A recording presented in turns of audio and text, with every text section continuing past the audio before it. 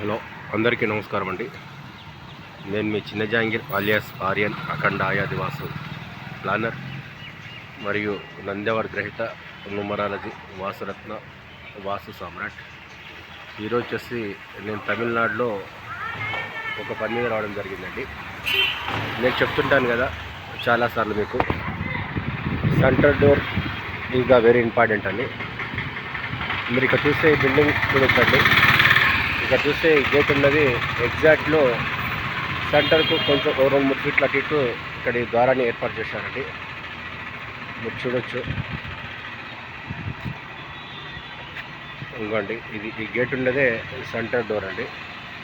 ఇది కాంప్లెక్స్, ఒక ఇల్లు. ఇది పైనుంచి చూస్తే కూడా అన్ని కనబడుతుంది.